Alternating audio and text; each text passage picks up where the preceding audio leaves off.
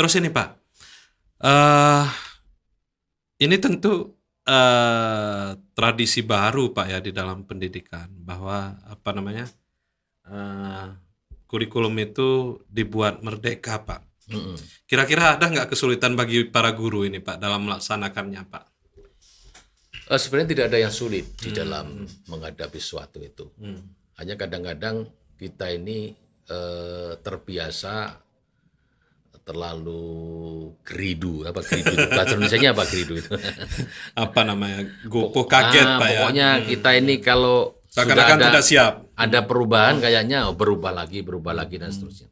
Padahal perubahan itu adalah sebuah keniscayaan. Bahkan kata orang bijak, sesuatu yang abadi di muka bumi ini adalah perubahan itu sendiri.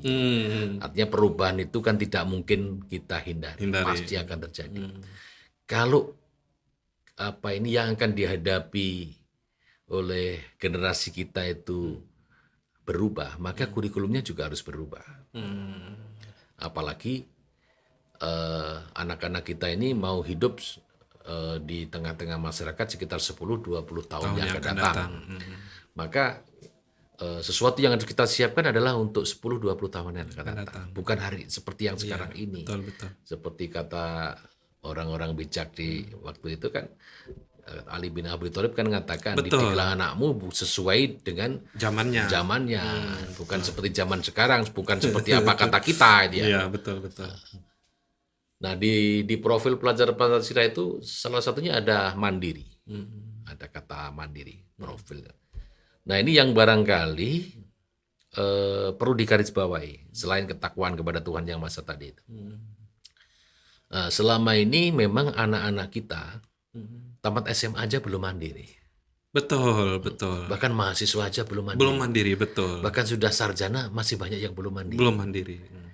Artinya bahwa ada proses di dalam pembelajaran itu yang barangkali perlu diisi bagaimana proses itu bisa menjadikan peserta didik menjadi mandiri. Nah, itu prosesnya yang kita lihat ya. Kalau konteksnya apa saja ya. Nah, kadang-kadang memang kita melihat para guru ini tidak terlalu bersabar untuk melihat proses peserta didik.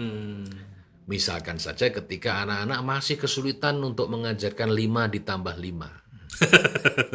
Nah, gurunya yang penting kejar target aja, yang penting anak-anak 5 tambah 5 10. Logika 5 tambah 5 jadi 10 ini sudah melekat betul nggak pada otaknya anak ini?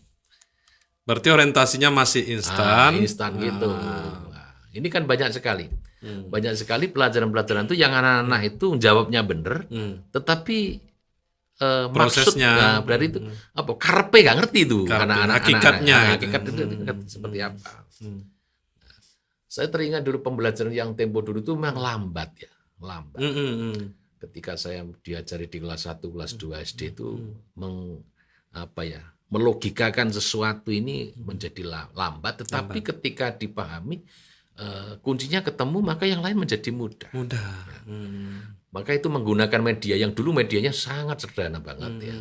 Saya masih ingat dulu pakai lidi itu ya. Lidi itu 5 tambah 5 lidi tambah 5 lidi dijumlahkan begitu, dihitung 10 lidi gitu ya.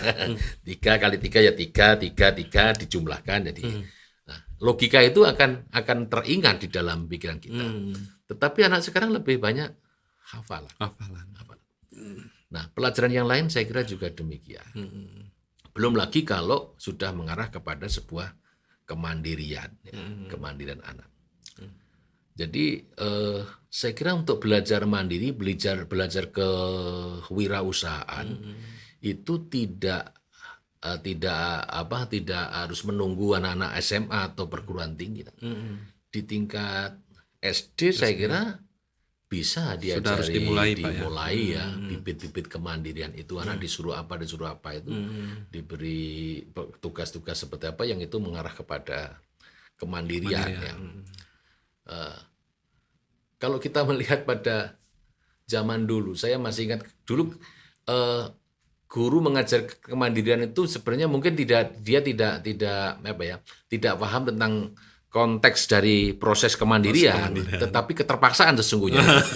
Tetapi itu menjadi sebuah proses yang secara tidak sengaja melatih siswa untuk Karakter, mandiri. Pak ya. Suatu contoh begini, Hmm. guru sering menyuruh siswanya untuk bersih-bersih kelas. Kelas.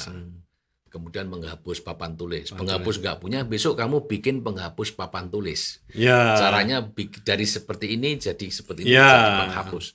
Yang itu dibuat oleh siswa sendiri. Saya ingat dari perca itu, Ya, Pak ya. ya. Penghapusnya itu. Nah ini kan contoh kecil ya, contoh kecil. Kemandirian. Artinya sesungguhnya itu bisa dibikin sendiri. Dibikin sendiri. Yang waktu itu andaikan beli memang ya harus beli dengan harga yang mungkin lebih baik dibuat uang saku daripada. Betul. Nah kalau anak sekarang beda. Ah. Lebih baik beli daripada bikin.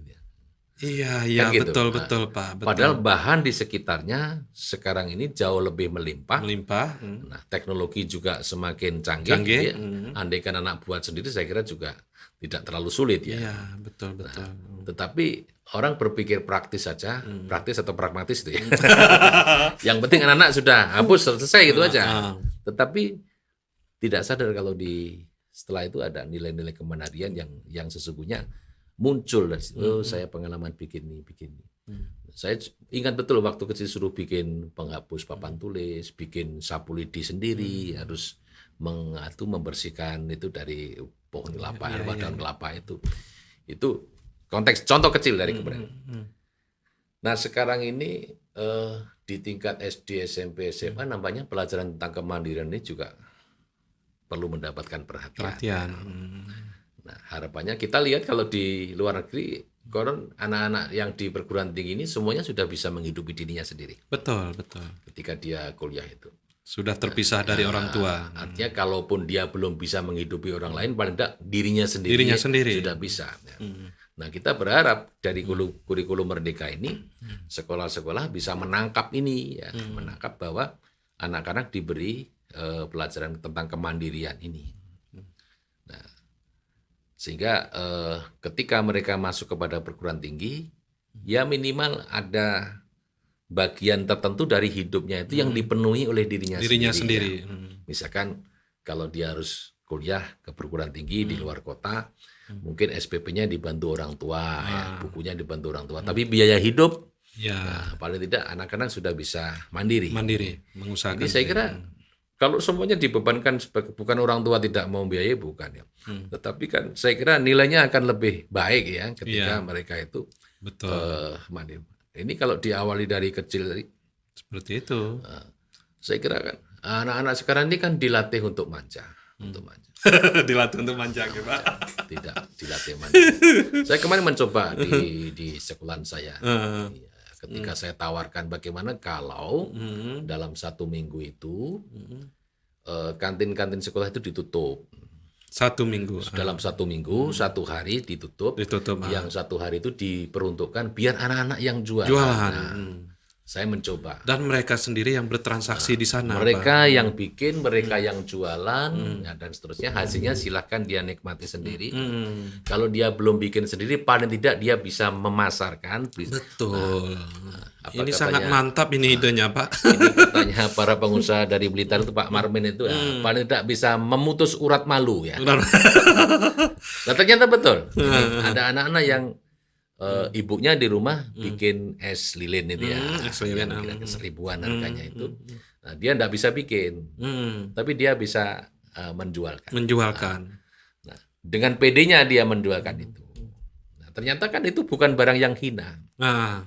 Nah, selama ini barangkali orang melihat bahwa orang jualan es ini derajatnya lebih rendah. Lebih rendah. Apalagi kalau mereka datang ke sekolah, kan sebenarnya bagus sekali ketika anak-anak berangkat ke sekolah membawa barang dagangan. Betul. Kalau tidak dijual sendiri, jangan titipkan di koperasi. Titipkan di anu. Nah, siapa tahu nanti dari situ karena hasilnya bagus di rumah, saya kok punya keyakinan bahwa si anak ini supaya omsetnya bertambah, pasti dia akan bantu orang tuanya. Bagaimana cara pikirannya berkembang, Pak ya. Bantu orang tuanya. Kalau orang tuanya sudah dibantu begini, omsetnya banyak, nanti orang tuanya sedikit-sedikit akan melepas. Maka dia akan sendiri. Produktivitasnya akan meningkat. Dan seterusnya.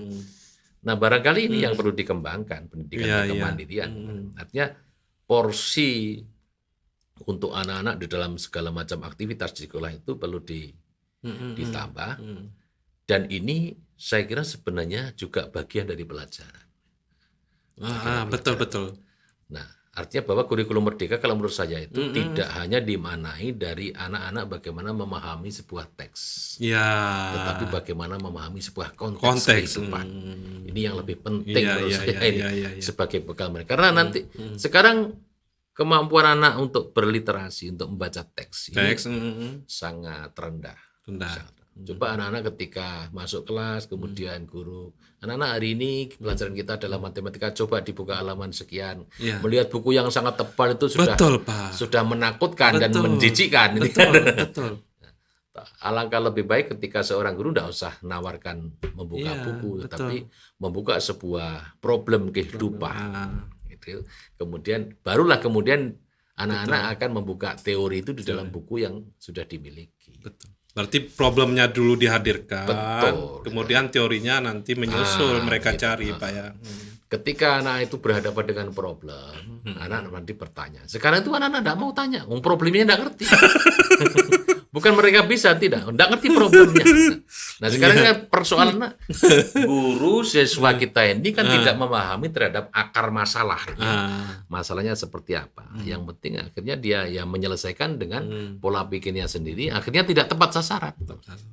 Nah, makanya orang masuk kepada sebuah ruangan tertentu itu kan pasti harus lihat-lihat dulu.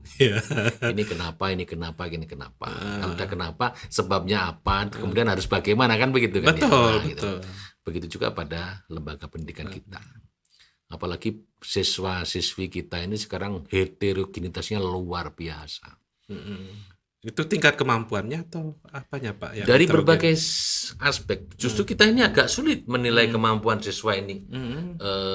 Kalau dulu ketika setiap tahun ada kenaikan kelas pasti bisa dilihat juara 1, 2-nya pasti dia. Karena apa yang dinilai cukup aspek kognitif. Jadi anak yang punya kecerdasan intelektual pasti ranking 1, 2, 3. Tapi sekarang nggak lagi gitu ya. Kita kan konteks pembelajaran sekarang ini kan harus menjadikan semua anak menjadi juara.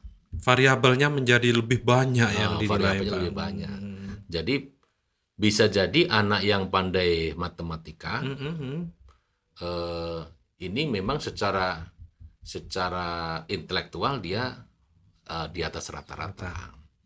Tetapi ketika dalam sisi yang lain, misalkan main sepak bola, yang main sepak bola barangkali kalah dong. Ini yang pemain sepak bola ini matematikanya 5+5 aja belum selesai nih. Belum selesai. Belum selesai. Tetapi kan dia sudah tahu teknisnya. Nah, ketika dia sudah tahu teknisnya main bola, kemudian tendangan ini harus masuk itu pada jarak berapa? Di sini ada konteks matematika betul. Berapa derajat gitu.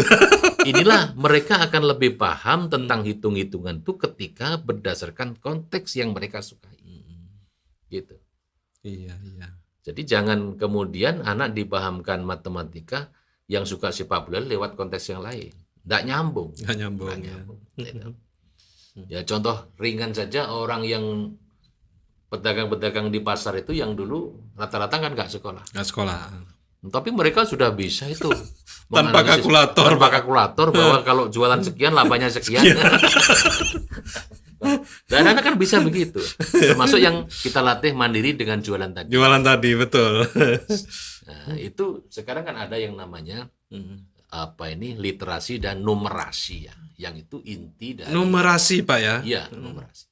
Jadi, numerasi mungkin yang dimaksud yang itu tadi, Pak. Kemampuan hitung menghitung.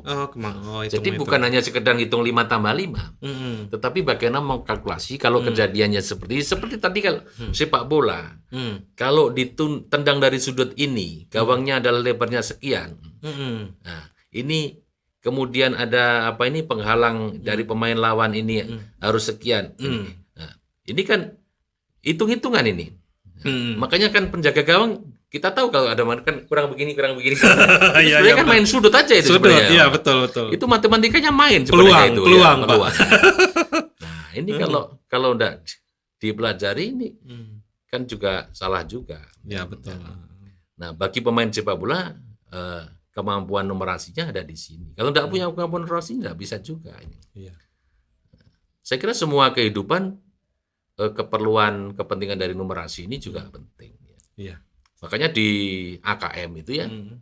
asesmen kompetensi minimal yang pegatnya ujian nasional itu yang sebenarnya itu adalah survei, itu isinya ya cuma 2, literasi dan numerasi. Numerasi. Bagaimana kemampuan anak memahami sebuah teks, Teks. yang itu menjadi sebuah konteks.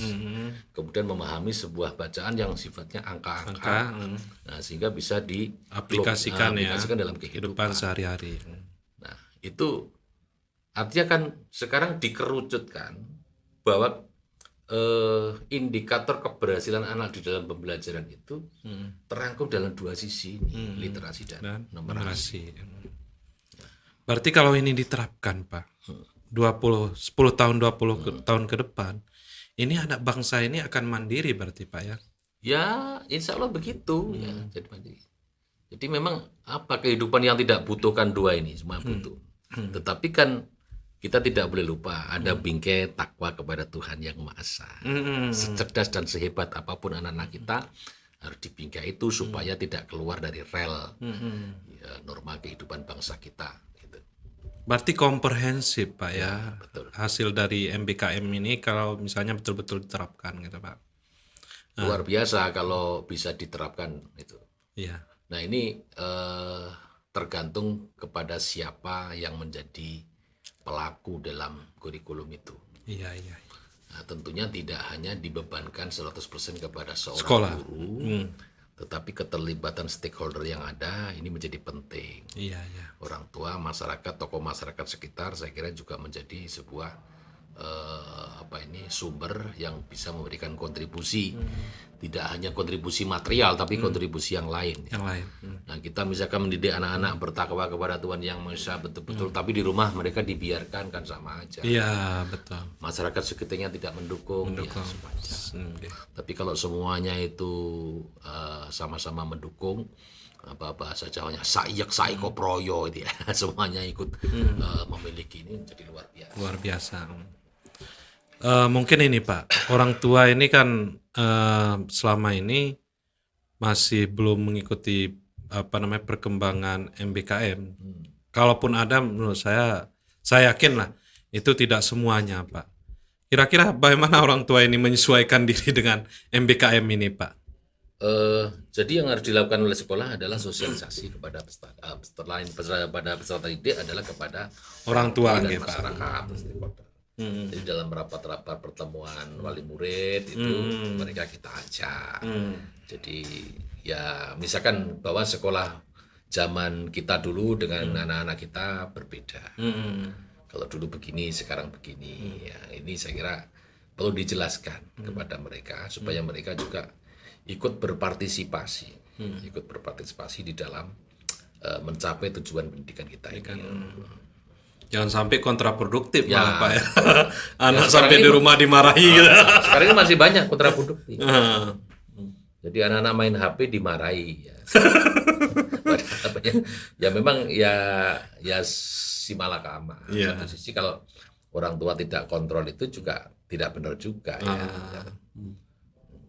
Padahal di sana itu juga ada konten-konten Ya. positif Pak ya di HP itu Pak ya. Ya, seperti numerasi dan literasi tadi itu akan lebih menarik jika anak-anak sumbernya adalah sumber digital ya. Dibandingkan dengan kalau sumbernya adalah buku-buku yang sifatnya hard copy ya, tidak menarik gitu ya. Jadi Karena mudah usang Pak ya. mudah usang. Terus untuk siswa sendiri gimana kesulitannya selama ini Pak? Sebenarnya tidak ada kata yang sulit ya, Ah, selama kita mau berbuat. Nah, kita ini yang kebanyakan adalah orang-orang itu ketika melakukan sesuatu diawali dengan mengeluh. mengeluh, iya. Belum sudah mengeluh. Akhirnya menjadi sulit. Sulit. Tapi kalau kita awali, sudahlah optimis saja. Kalau kita optimis bahwa setiap masalah pasti ada solusinya. Nah, itu saya kira langkah yang baik. Tapi ketika mengawali sebuah aktivitas, mengawali sebuah perubahan, ada perasaan negatif dulu ya. Ini namanya agak sulit untuk berkembang kalau sudah begitu itu. Nggih. Ini banyak sudah kita bahas ini Pak mengenai MBKM. Nah, semoga ini bermanfaat baik bagi pelaku pendidikan, kemudian siswa kita, termasuk orang tua tadi Pak, Ya, sehingga ya, tidak kontraproduktif dengan kurikulum MBKM ini, sehingga siswa itu juga mendapat support dari semua stakeholder yang ada di setiap jenjang pendidikan. Terima kasih Pak sudah hadir sama-sama Bang Abri. di tengah kesibukannya ini di podcast Jembermu. Semoga nanti di lain kesempatan kita bisa berdiskusi lagi, baik tentang tema yang sama atau tema yang lain yang tentu bermanfaat bagi Ya, masyarakat. insyaallah siap. Ya. Ya. Terima kasih. Wassalamualaikum warahmatullahi wabarakatuh. Waalaikumsalam warahmatullahi wabarakatuh.